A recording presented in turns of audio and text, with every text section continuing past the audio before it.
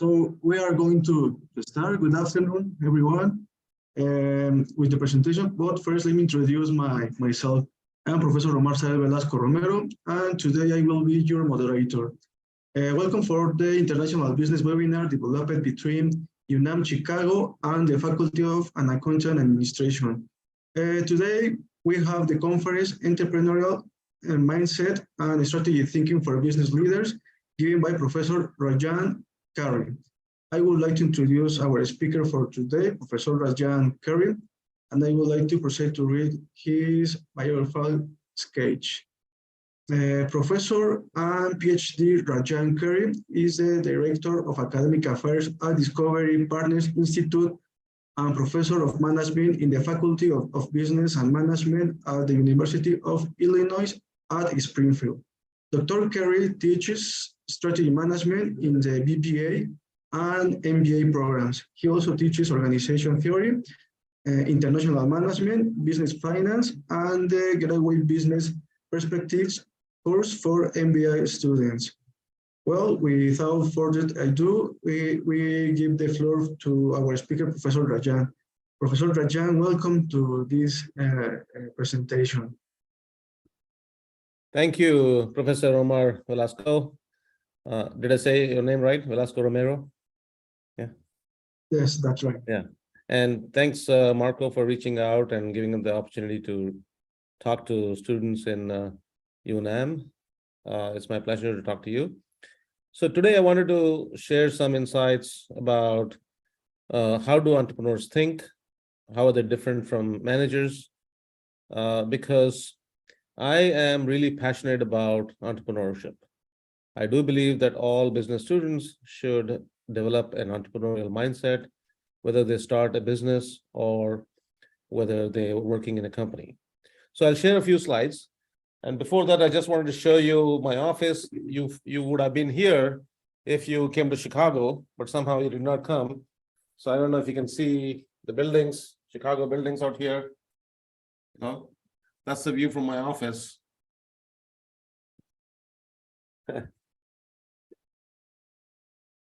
So anyhow, so we're going to do it this way. That's fine. So let me share the screen with you in a minute. Let's see. Okay. Share screen.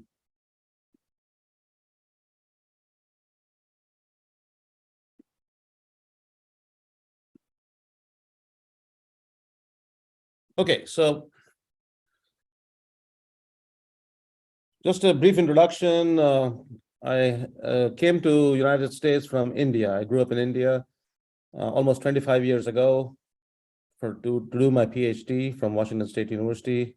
And I do research in entrepreneurship, family business, business ethics, also leadership and strategic management. So today I'll share some of my research insights into what is entrepreneurial mindset. So what is entrepreneurship and what is entrepreneurial drive and what does it mean to think entrepreneurially? These are the three things that I'll touch today. So the definition of entrepreneurship is that an entrepreneur is someone who gets something new done. Okay, it's important that you're doing something new. So entrepreneurship is a pursuit of opportunity beyond the tangible resources currently controlled. So you have to create an opportunity beyond what you already have right now. So entrepreneurs are not born. These are the basic baseline assumptions that we go with. Entrepreneurs are made, usually by themselves, with the support of family, friends, etc. Everyone can be an entrepreneur. In fact, all of us can act entrepreneurially. If you look back and think, you will notice that you were in a position where you had to act entrepreneurially. However, to be able to act entrepreneurially, we need to develop a drive, an entrepreneurial drive. So who is an entrepreneur? Some of the traits. So the commitment and determination, obsession with opportunities, finding new opportunities, tolerance of risk ambiguity, and uncertainty. They're not faced by any uncertain situation. They're into creativity, they're self-reliant, they're able to adapt. And there's a motivation to excel. And finally, they're able to lead. So these are the general traits that you would find in entrepreneurs. So I've identified 5 attitudes, and I kind of gave the Spanish translation from Google, so maybe it's correct or not correct, I don't know. But the 5 attitudes that I've identified that are important to build the entrepreneurial drive.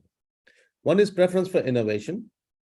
Individuals who always have a preference for innovation, trying to do something new. And second one, interestingly enough, is non-conformity. The willingness to go beyond the norms, break the norms of the society, of the organization, to think beyond the box, essentially. To have a proactive disposition and to be motivated by achievements and to have a lot of self-efficacy. So these are the 5 attitudes that can be shaped in individuals so that they can act entrepreneurially. So I'll go over these. What are these attitudes? Preference for innovation. The willingness towards experimentation. Let me try something. Let me try. So in other words, when you say willingness towards experimentation, that also implies that you're not afraid of failure. Failure is something that is welcomed. You can demonstrate creativity and you can think originally. These are the things, the 3 measures of what we call the attitude of preference for innovation. Non-conformity means challenging the status quo, challenging the assumptions in an organization, or challenging the way the games are played, and willing to change the rules of the game. Questioning always, why should we play by these rules? Why not change the rules of the game? Okay, so that's the attitude that one needs to have to think entrepreneurially. Proactive disposition I talked about is taking initiative, to be able to socialize, and to be able to influence others or shape the environment. In other words, they're not just reactive. They're not just reacting to a situation, but they're taking the initiative and actually shaping or changing the situation themselves. They're always oriented towards achievement. They're always thinking about success. What are my wins? They feel proud of one's performance, using time wisely and doing a job thoroughly. These are the 3-4 measures of what we call achievement motivation. And self-efficacy comes out of that is belief in self, that you're capable of completing a task. You have some self-confidence and you're not self-conscious. So it is an individual's perception of the desirability and feasibility to proactively pursue opportunities and creatively respond to challenges, tasks, needs, and obstacles. So I've combined these attitudes to form a sentence that describes what is entrepreneurial drive. So essentially, entrepreneurial drive is that an individual perceives the desirability and feasibility to proactively pursue opportunities. See, proactive disposition, opportunities is, preference for innovation, and creatively respond to challenges, tasks, needs, and obstacles. So individuals with such high levels of entrepreneurial drive are generally high achievers. They possess high self-efficacy. They question the status quo and have a preference for innovative solutions. And that I define as the entrepreneurial drive. And I published a paper on this, and it is well accepted and read in many, many universities. So entrepreneurial drive is very important. And I believe that entrepreneurial drive can be taught in classrooms. One can change the attitudes to act entrepreneurially. So if, again, if the model is this, you have these 5 different attitudes: preference for innovation, non-conformity, proactive disposition, self-efficacy, and achievement motivation that influence an individual's ability to have an intent to act entrepreneurially. The behavior of entrepreneurial actions occurs when you have this drive. It's very important to have the drive. So what are the factors that lead to entrepreneurial actions? Sometimes it's necessity. You need to survive. You got fired from a job, for example. So that kind of scarcity propels an individual to act entrepreneurially. Or you may be an immigrant and you come to a different country and you don't see the way others see in that society. You want to establish yourself in the society, and therefore you see opportunities that locals don't. Sometimes you're motivated to pursue one's aspiration. You can find good luck only when you pursue. So luck is meant for only those people who take action. So you cannot sit idly and say, I need luck. Unless you act, luck does not occur, essentially. Luck means we're talking about chance or probability, essentially. And you're not unconstrained by the lack of resources. So when somebody says, oh, I cannot start a new business, I cannot take an entrepreneurial action because I don't have money, that is never the reason for not acting entrepreneurially. In fact, if money was the only criteria to be entrepreneurial, then every rich man should start a new business, right? That does not happen. In fact, new businesses start from people who have the need to survive, the hunger to survive, and to be able to see opportunities that others don't see, unique opportunities. So I talked about entrepreneurial drive, and I'll generally talk about what is managerial thinking? How do managers think? And the way we teach in business is that, look, we have to achieve goals, and the goals are given to us. So you have to get a target, you have to reach a sales target of X or Y. And for that, you have to select the means or the resources. So you match the resources and you use the resources to achieve a given goal, ultimately to achieve profits. And that's how most business managers think. And I call this causal thinking. Causal means resources will cause goals if they're orchestrated by managers and leading to profits, essentially. And strategic thinking is being creatively causal, creative managers, essentially. So generating new means to achieve given goals, essentially. So the goals are already known. So strategic thinking is the domain of chief executive officers. Managerial thinking is the domain of mid-level managers, essentially. So even the CEOs, the leaders of business companies, the goals are already known. So we need to achieve a certain return on investment.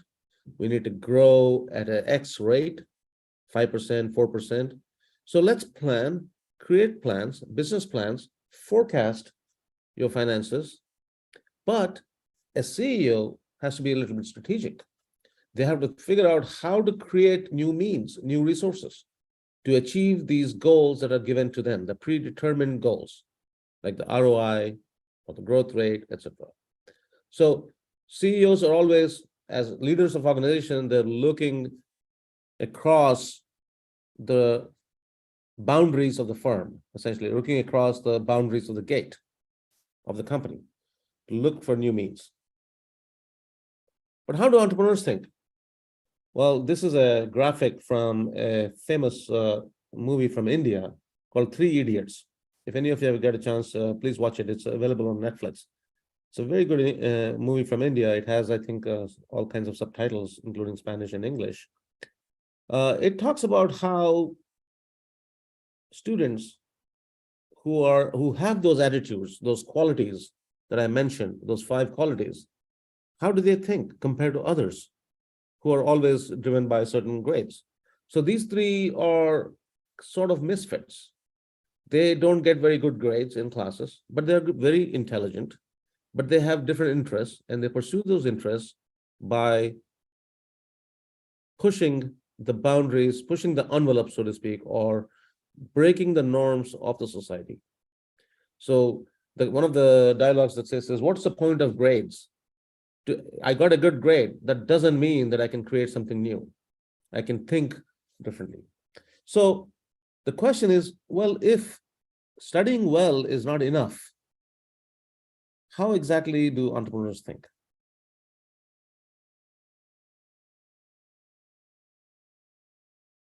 So entrepreneurs believe that future is like this,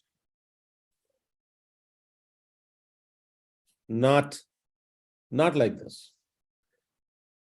So an entrepreneur does not think that there are only two ways of doing things.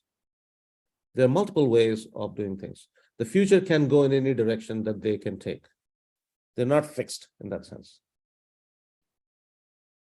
So they don't predict the future. Instead, they shape the future, almost like molding the future for themselves. They create a future for themselves, right? Instead of saying, well, I can forecast this is what is going to happen in the future, let me try to adapt to the future. Instead, they create their own world. They shape the future. Growth, they grow their business or their enterprise or their ideas through discovery, not planning, right? Goals are a result of negotiating with key stakeholders. They jointly determine goals. They're not after one goal. They kind of discover, well, I thought this is a goal that we need to attain, but by talking to others, by negotiating with others, if another goal emerges, they're willing to do that. So negotiation with key stakeholders is very important for them. So there are three principles of entrepreneurial thinking. One is called bird in hand principle. Don't wait for the perfect opportunity. Act now based on what you have, who you are, and what you have. In other words, action is very important. It's imperative that you have to act with whatever you have, who you are, and what you are. So just to go back and say, if you want an example in this, so imagine this, that if one wanted to create a meal, there are two types of cooks. One cook who takes the menu and goes to shopping and brings all the materials and makes the food, makes the menu. Another cook is somebody who says, okay, I think I know what I want to cook, but let me see what is in the kitchen cupboard and the refrigerator. They put things together. They act right away with whatever they have. And they may create a very new meal, a very creative meal, creative food based on what they have. And by, of course, getting some more ingredients based on what they have. So recipe-based cooking is not necessarily entrepreneurial. The other principle is affordable loss principle. Evaluate opportunities based on the downside. Can I afford to lose this? Not on the predicted upside. So if I can afford to lose something, then I will act. But not based on predicted gain, essentially. And third one is called leveraging contingencies. So we welcome surprises. They do not need to be tied down to previously set goals. So when life gives you lemons, make lemonade, essentially. And I'll give you some examples of companies that have done that. So for example, you have Google. Google started as a search engine. They didn't think about all the new things that they're going to do, right? As Meta. Facebook started as a matching, meeting people, essentially. Now it has become something bigger. They welcome surprises, entrepreneurs. They remain flexible. And they believe in collaborations and strategic partnerships. They form partnerships with people and organizations to make a real commitment to jointly create the future, product, firm, or a market. So managerial thinking will lead to conclusions. So for example, this project is not financially viable. The capital required is very large, $20 to $50 million in current dollars. The NPV is very small. Net present value is very small in finance. And this project is also not viable psychologically. even if it was financially viable, it's very difficult to do it. Who's going to control over $20 million on a risky project? Yet, U-Haul, I don't know if many of you know, U-Haul is a company that was created with an almost instantaneous national presence for a very small financial outlay. Just within 4 years, U-Haul became nationwide. So U-Haul is a company that was created by Schoen. They seized and exploited contingencies through an expanding network of human alliances. So U-Haul is basically a truck, one-way truck that you can rent in America. So you can, if you're moving, you can, rent a truck and take your stuff along with you, move yourself. So he established an identity. Trailers were painted bright orange on the sides and back with the name and message, U-Haul rentals $2 per day. This was a long time ago in the 70s. He convinced family and friends and customers to make down payments on trucks and then lend him the use of trucks. He contracted with service stations, outlets, to merchandise trailer rentals. He offered early customers a discount on their trailer for establishing a U-Haul rental agent at their destination and established a commission structure. And that's what really, created instantaneous presence of U-Haul in America. And I had a picture of U-Haul, but I guess I don't. But you can look up this U-Haul company, U-H-A-U-L. Another company from Asia is called Din Tai Fung. If anybody traveled to Asia, you would know this. It was a family business founded by a person called Yang Bing Yi. And he tried to start a restaurant, and he failed all the time. And finally, he was able to create this dumpling chain, which became very big in Asia. So learning from failure, success from failure. So the way managers think is how we teach in business. It's about prediction. The goals are given to you. You have quarterly goals, annual goals. Based on that, you start planning. You decide on what kind of resources you need, how much personnel, how much finances, all of that stuff. Then you do what you have to do, what you ought to do, because you have a job description, you have a role, and you let goals determine the smaller goals. The big goals will determine small goals. And then the ultimate goal is expected return, the profits, essentially. And you're concerned with competition because competition is going to prevent you from expected return, from achieving that expected return or achieving that competitive advantage. The entrepreneurial thinking is more effectual in the sense that it's focused on creation as opposed to prediction. The means are given. You know what you have, you know who you are, and you know what you can do.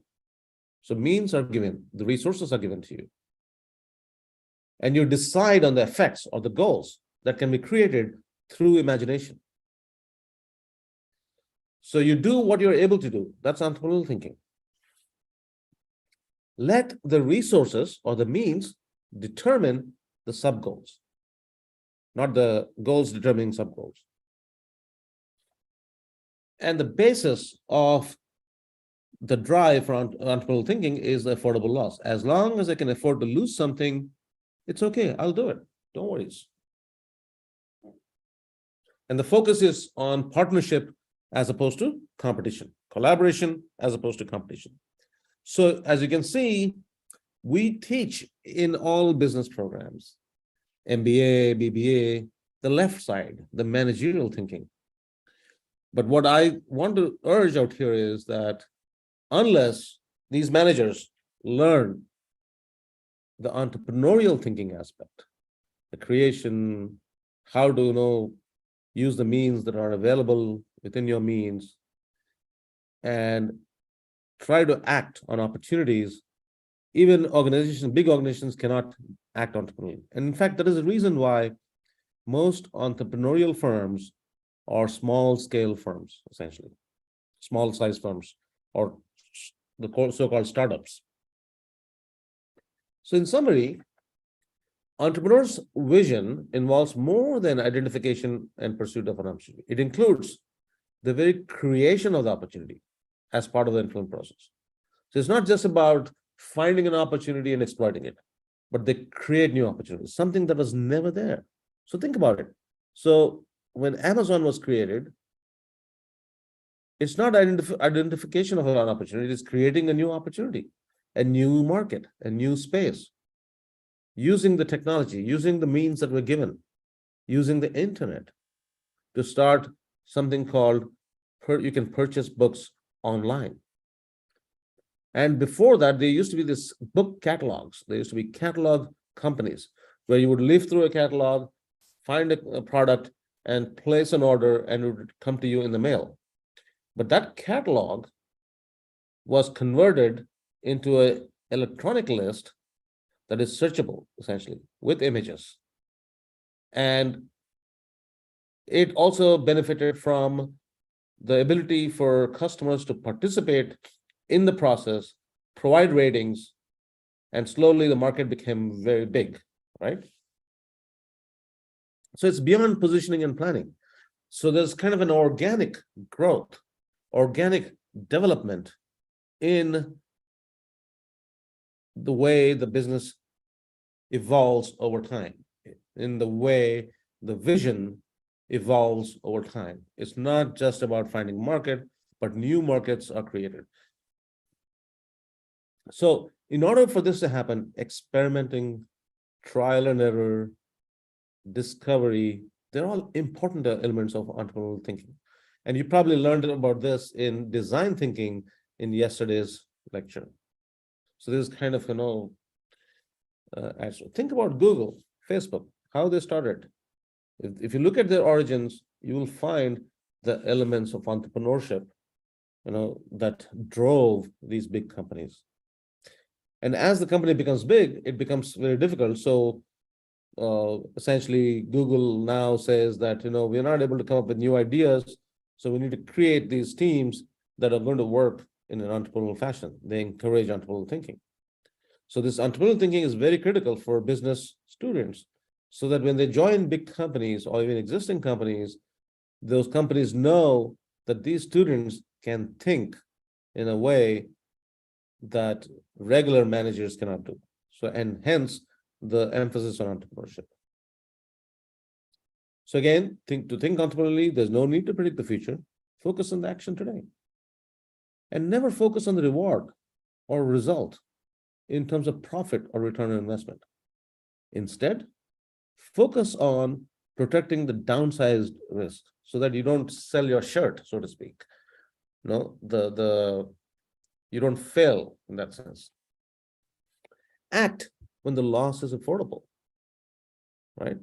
So always work with others and develop your guanxi. Guanxi is a famous term from China. It's come up. Is basically your network. So you have to develop your network. So what do you learn in a university right now? Your skills needed to create a new venture. When I teach entrepreneurship classes, you learn the functional skills. You learn the best practices. You learn the strategic thinking. And overall, you need to build that entrepreneurial drive.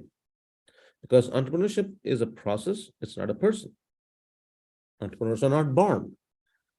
They evolve and they become entrepreneurs when that entrepreneurial passion is ignited, the entrepreneurial drive is put into motion. And that is what we need to do in the universities and classrooms to encourage that kind of thinking. So the wisdom of all of this is learning is not memorizing the exact words from the book. No? Learning is understanding it and being able to explain it in your own words. And I tell students all the time, saying that it's not just enough to do the problems that you're given. It's not enough to learn the definitions. But can you explain what you learned in your own words to others? And that's when you start feeling that sense of confidence. Make your passion your profession, and work will become a game. So think about it that way. So for example, do you know these people? He's Yes, called Jack Ma.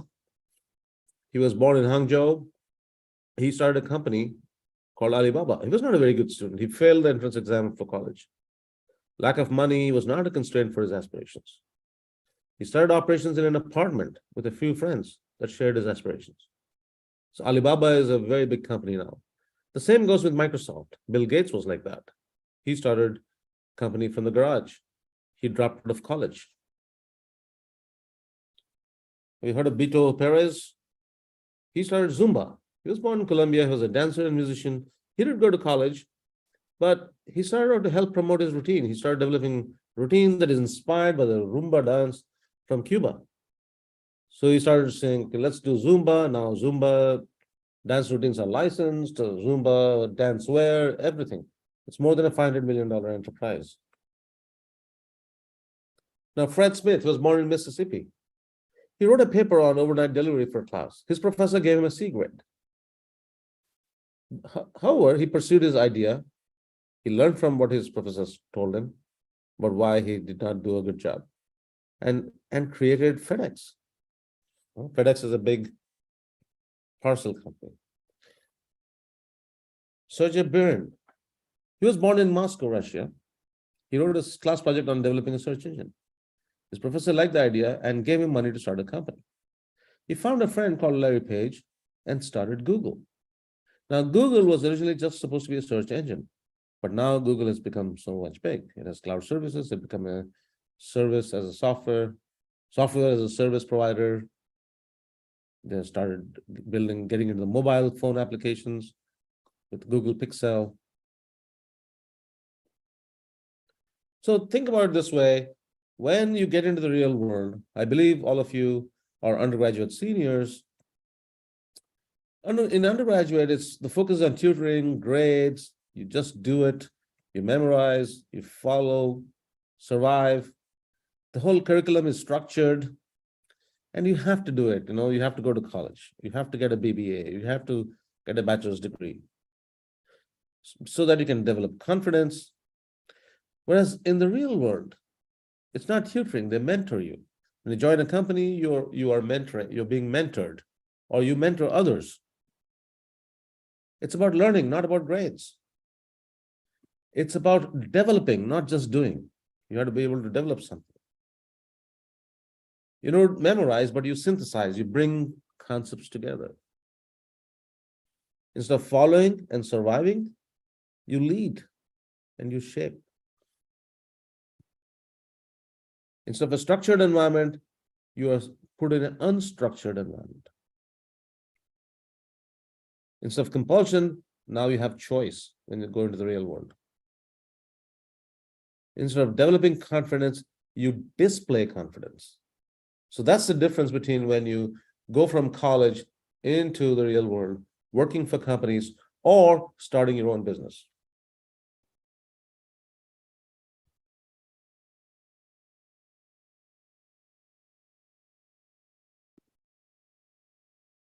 So I thought, I'll make it a short one and make more interactions so that I just presented the ideas, and if there any Q&A, let's do that.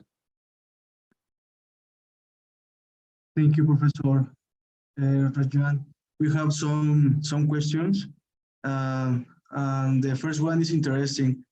What motivates you to keep going to the US and to have an entrepreneur? What made me go to the US? Yes.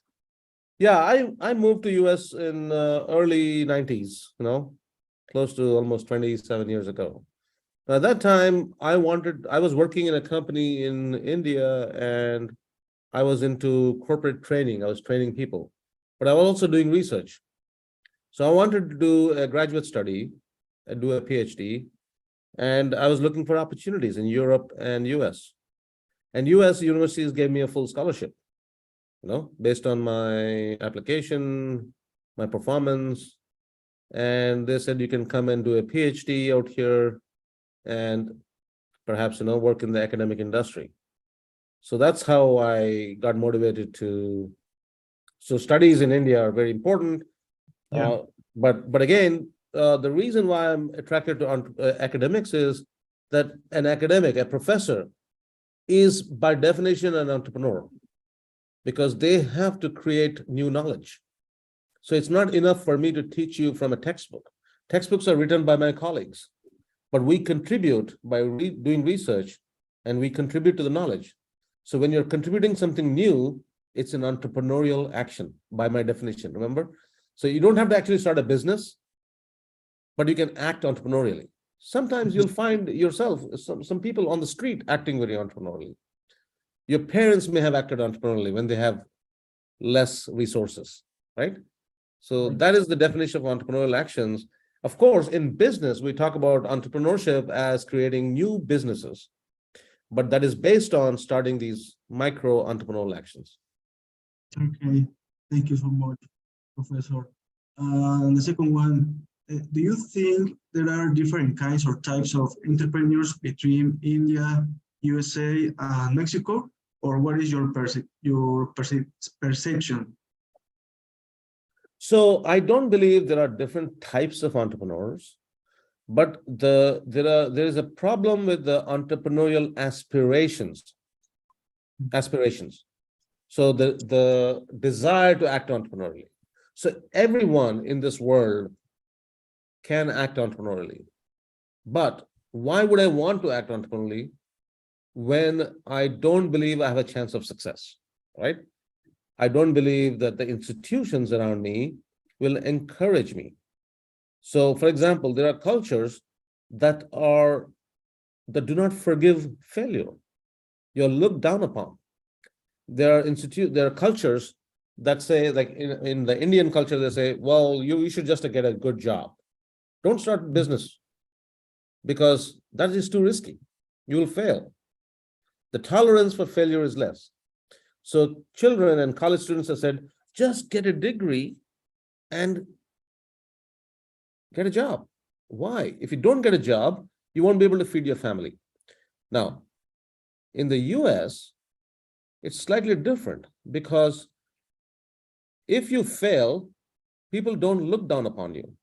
So I was shocked when somebody told me in the US that, look, I got fired from my job.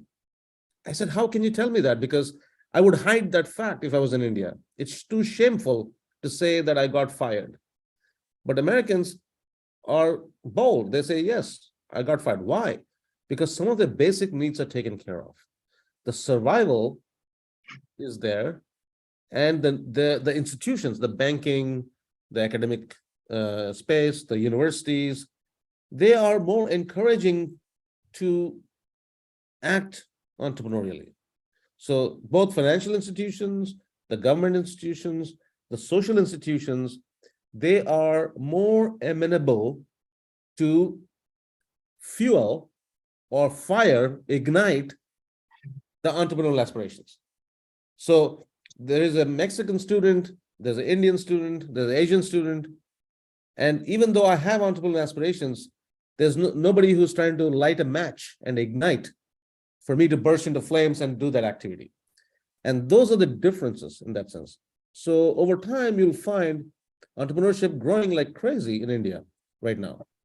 Right now, the number of entrepreneurs in India is growing. The number of entrepreneurs in Mexico is growing. They may be smaller scale.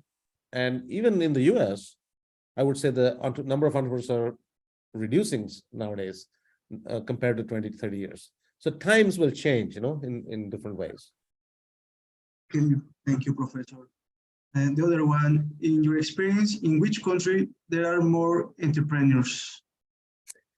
Yeah, so mostly it was US. United States had most entrepreneurs because these entrepreneurs who started businesses became big companies. Google, Facebook, Microsoft, Apple, FedEx, they became huge companies. The number of startups that are coming out of California, Boston, Raleigh, even Chicago, they're growing. And we have, US has put in a lot of money into scaling these companies, entrepreneurial companies. So they're very well established venture capital network and the private equity markets are very good, and therefore US has the most entrepreneurs. However, the developing countries like China not recently, but in the past, there were several entrepreneurs that came out of China. Right now, India is in a very high growth of entrepreneurs. And I believe Mexico too, has quite a few entrepreneurs. They may not be the big brands. They may not have succeeded like what we call the unicorn, like the Facebook or Twitter or TikTok and all of that stuff, in the US. But they're small scale entrepreneurs. So we cannot ignore them because they're small scale, they create small businesses. And these small businesses are very innovative and they create employment to a lot of people. So the small businesses are proliferating, at least in India, China, and I think Mexico too. Okay, so thank you. Somebody asked 2 questions. What does your typical workday look like? And what books do you recommend for every entrepreneur to read? What was the first part? The last or the first? The first. The first. What does your typical workday look like? I can tell you my workday. Before I joined the Discovery Partners Institute, I was a professor. Now I'm not teaching, but I teach classes. I do research. I write papers, and do grading.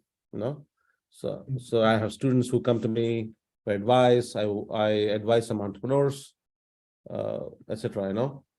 So yeah, so typical day looks like that. Now that I'm working in the Discovery Partners Institute, my day is more administrative. I'm dealing with different initiatives. I'm creating some kind of new things in terms of policies. So I'm writing policies, and I do give some lectures in my university once in a while.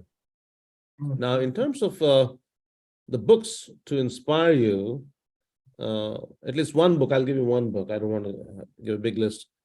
Let me put it in the chat. It's called Originals. I like that book a lot, by Adam Grant. That's a good book. There are quite a few textbooks. Textbooks are fine, but something that can inspire you, it's called Originals by Adam Grant. In fact, he writes good books in that sense. So again, reading books is good, but I would say to all students, take small actions, small entrepreneurial actions, small innovative actions, something different that you have done. So in other words, get out of your comfort zone. Do something that's going to make you feel afraid. I'm not saying steal or anything. Don't break laws, okay? Within your thing, do something different. Change your routine. That's important. Thank you, teacher. We have one more. What kind of skills should entrepreneurs have when they start? What kind of skills? Yes. So I think I mentioned the attitudes first, those 5 attitudes. So those attitude means the way you think, right? The kind of posture will translate into behaviors. But in terms of real skills, the hard skills is the ability to socialize, talk to a lot of people, to be able to take the initiative, some kind of leadership skills. So it's what we call, that is, if there is a problem, I come first. I will take the action right away. I won't hesitate. And the skill, this is a skill. It's not just, it's also an attitude, but it becomes a skill it's a psychological skill is, can I handle failure? If I fail, how do I recover from it? How quickly can I recover from it? And all business students have the general skills that are required for an entrepreneur, whether it is financial management skills, accounting skills, marketing concepts. So the ability to communicate what you believe in is very important.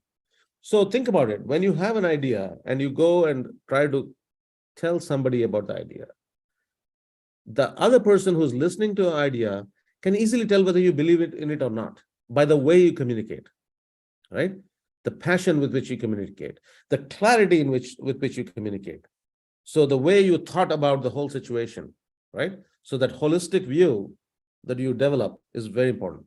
So curiosity is another important thing, very important thing. How curious are you? How do you know how curious you are? How much do you read about other things other than your business or things? So for example, if I ask students, do you know who makes this particular product? So if you go buy this, Starbucks, right? Yeah. Where the headquarters is. How did it start? Were you even curious about this? So these are small little things. If you are curious about these kind of things in general, you want to learn, that's when you're thinking about doing something new. Yeah, I agree with you. The curiosity and perseverance. And somebody in the chat says, your presentation was incredible. Thanks for all the advices. Hope to see you soon in the other conference. And Professor Royan, thank you very much for your presentation to talk with us. And that's all. Sorry, and that's then for the presentation.